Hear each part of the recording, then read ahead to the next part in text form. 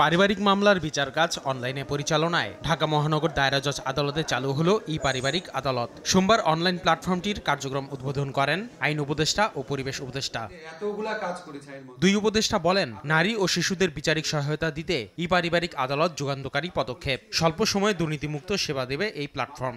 বিশেষ করে নারী জাতির জন্য যারা নির্যাতিত এবং নানান অবিচারের শিকার, তাদের জন্য আসলে বিচারের সম্ভাবনা নিয়ে এসছে।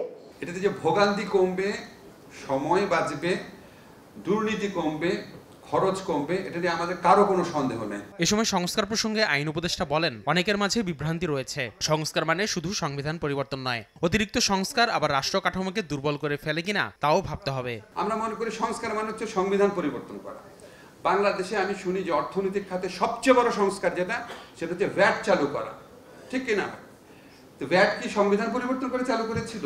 তো আইনের মাধ্যমে চালু করেছে। আমাদের সংস্কার নিয়ে বিভ্রান্তি হচ্ছে, আমরা মনে করি এটা ওভারনাইট করার ব্যাপার। অতিরিক্ত সংস্কার যেটা আমি নিতে পারি না, সেই রকম সংস্কার করতে গিয়ে আমি রাষ্ট্র কাঠামোকে দুর্বল করে ফেলি কিনা, সেটাও আপনাদের চিন্তা করতে হবে। বিনা খরচে সব পারিবারিক মামলা লিগ্যাল এডের মাধ্যমে নিষ্পত্তির পরিকল্পনার কথা জানান আইন উপদেষ্টা। এই প্রক্রিয়ায় আগামী 5 বছরের মধ্যে 50% মামলা জট কমানোর বিষয়ে আশাবাদী তিনি। মামলার জট অন্তত 50% কমে যাবে।